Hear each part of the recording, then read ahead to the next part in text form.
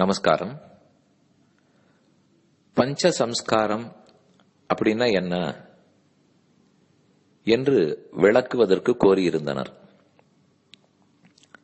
சுருக்கமா அது என்னதுன்னு சொல்றேன். பஞ்ச என்றால் 5, சம்ஸ்காரம் என்றால் தகுதியை கொடுக்கும் ஒரு சடங்கு. அப்ப ஏதோ 5 சடங்குகள் செய்யப்படுகின்றன.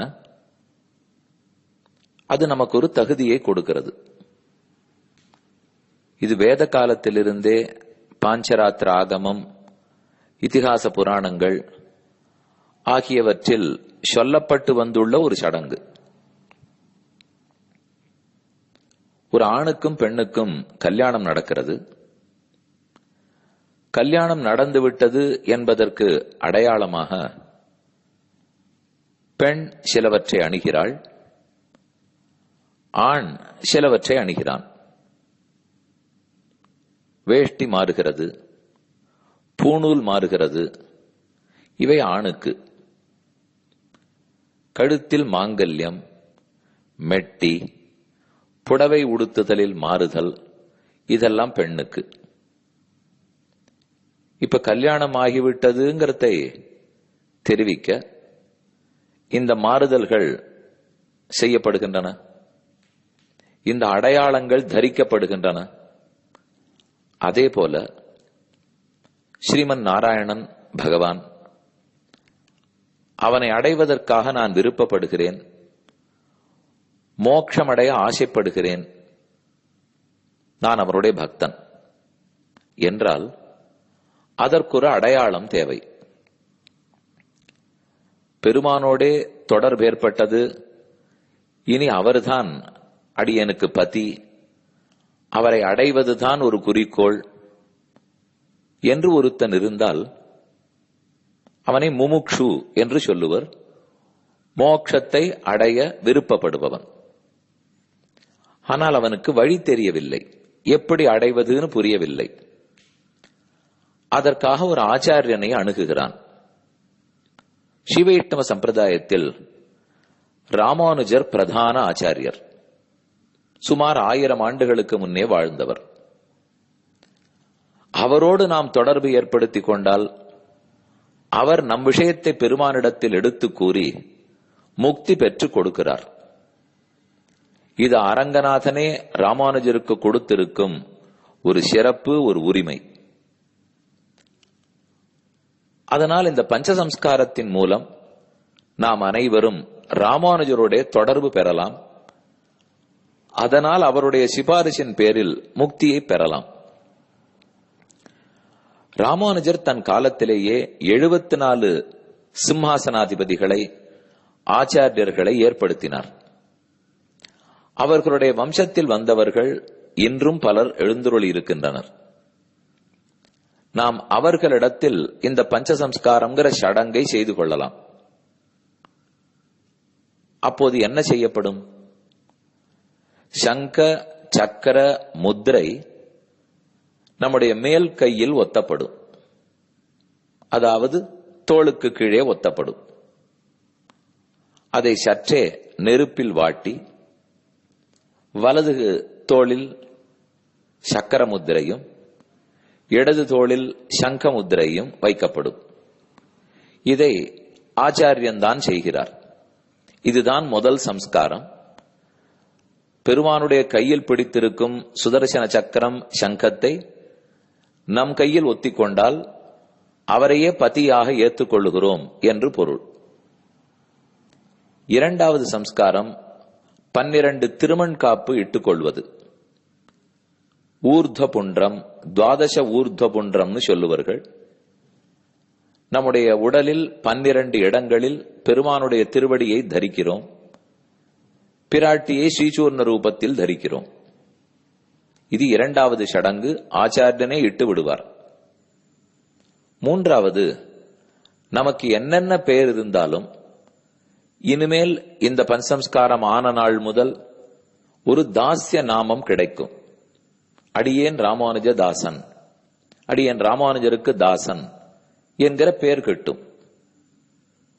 நாலாவது, திருமந்திரம் துவயம் சரமஸ்லோகம் என்ற 3 மந்திரங்களை ஆச்சாரியர் நமக்கு உபதேசிப்பார். இது 4வது சடங்கு. இந்த மந்திரங்கள் தான் நமக்கு பெரிய பேற்றினை கொடுக்கும். இந்த மந்திரத்தை ஓதுவதற்கு எவ்வளவோ பாக்கியம் செய்திருக்க வேண்டும். ஆச்சாரியன் இந்த மந்திரங்களை நமக்கு உபதேசிப்பார். கடைசியாக 5வது சம்ஸ்காரம், நாம் பூசிக்க வேண்டிய முறை ஆராதன முறை. பெருமானை எப்படி ஆராதிக்க வேண்டும் என்று அவரே சொல்லிக் கொடுப்பார். ஆக மொத்தம் 5 சம்ஸ்காரங்கள். தாபகா, அதாவது சங்கு சக்கர பொறி. புன்றகா, திருமண்காப்பு இட்டுக் கொள்ளுதல். நாமம், தாஸ்ய நாமம் ராமானுஜதாசன்கிற நாமம். மந்திரம், திருமந்திரம் துவயம் சரமஸ்லோக உபதேசம். கடைசியாய் யாகம், அதாவது பெருமானை ஆராதிக்கும் முறை. இந்த 5ஐ செய்து கொண்டு விட்டால் பஞ்சசம்ஸ்காரம் என்று சொல்லுகின்றனர். இதை யாரும் செய்து கொள்ளலாம். ஆண், பெண், எச்சாதியில் பிறந்திருந்தாலும் யாராக இருப்பினும் வேறுபாடில்லாமல் பாகுபாடின்றி அனைவரும் பஞ்சசம்ஸ்காரம் செய்து கொள்ளலாம். ஆனால் இதை செய்வதற்கு ஒரு தகுதி வேண்டும். ஒரே தகுதி, படிப்போ பணமோ பிறப்போ தேவையில்லை. ஆனால் வேறொரு தகுதி வேண்டும். முக்தி அடைய வேண்டும்ங்கிற விருப்பம், ராமானுஜர் திருவடி சம்பந்தம் வேணும் என்கிற ஆசை இதற்கு முக்கியமான தகுதி. ராமானுஜர் மூலம் மோட்சம் அடைய வேணும் ஆசை. யாரும் பலவிதங்களிலும் மோட்சம் அடையலாம். எந்த பக்தனுக்கும் மோட்சம் கொடுக்கும் உரிமை எப்போதும் பெருமானிடத்தில் உள்ளது. ஆனால் இந்த சம்பிரதாயத்தில் எளிமையாக மோட்சம் போவதற்கு ராமானுஜ சம்பந்தம் உரைக்கப்பட்டுள்ளது. ஆகவே மோட்சமடைய வேணுங்கிற விருப்பம், இனிமேல் கண்டதை சாப்பிடுவது முடியாது, சாத்விகமான ஆகாரத்தை தான் கொள்ள வேண்டும், பெருமானுக்கு கண்டருள பண்ணி, அதாவது நைவேத்தியம் பண்ணிவிட்டுத்தான் சாப்பிட வேண்டும். நாம் எப்போ ஒரு பதியை நம் கணவனாக பெருமானை ஏற்றுக்கொண்டு விட்டோமோ அவனுக்கு உண்மையாய், அப்ப அவரிடத்திலேயே பக்தியோட வாழ்க்கையை நடத்த வேண்டும்.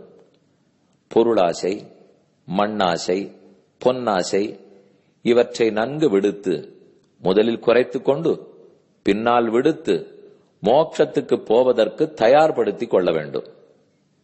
எந்த தீய வார்த்தைகளை உபயோகப்படுத்த கூடாது. ஆரோடும் சண்டை சச்சரவு கூடாது. புறம் கூறுவது, ஒருத்தரை பற்றி குற்றம் பேசுவது நிறுத்திவிட வேண்டும். திவ்வதேசங்களில் தொண்டு புரிய வேண்டும். பெருமானுடைய குணங்களை அனுபவித்து அவன் நாமங்களை புகழ் பாட வேண்டும். ஆச்சாரியனிடத்தில் மிகுந்த பக்தியோடு இருக்க வேண்டும். இதுதான் பஞ்சசம்ஸ்காரம் ஆன ஒருத்தனிடத்திலே நாம் எதிர்பார்ப்பது. பகவான் இதைத்தான் எதிர்பார்க்கிறார். இதை ராமானுஜர் காலத்திலிருந்து இன்று வரை தொடர்ந்து பல ஆச்சாரியர்கள் செய்து வருகின்றனர். ஒரு சங்கிலியில் நான் சங்கிலியின் இந்த கோடியை பிடித்திருந்தால் அது அடுத்தடுத்து ஒவ்வொரு சங்கிலியினுடைய ஒவ்வொன்றாக ஒவ்வொரு வட்டமாக எப்படி தொடர்பு கொண்டு கடைசி வட்டத்தின் வரைக்கும் போய் சேருமோ, அதே போல நம் ஆச்சாரியனிடத்திலே நாம் தொடர்பு கொண்டால் அவர் கொண்டு போய் ராமானுஜர் அளவுக்கு சேர்க்கிறார். ராமானுஜர் போய் பெருமானிடத்திலேயே சேர்த்து வைப்பார்.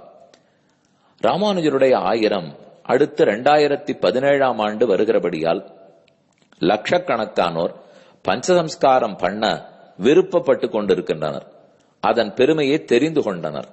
அது எவ்வளவு நமக்கு நன்மை செய்யும், மோட்சத்தையே பெற்றுக் கொடுக்கும், நம் வாழ்க்கையை செம்மைப்படுத்தி கொடுக்கும் என்றெல்லாம் பலருக்கும் புரிந்து, நடுவில் அவ்வளவாக பஞ்சசம்ஸ்காரம் விட்டு போயிருந்தாலும், குடும்பத்தவர் செய்யாமல் போயிருந்தாலும் தற்போது ஆர்வத்தோடு வந்து செய்ய தொடங்கி உள்ளனர்.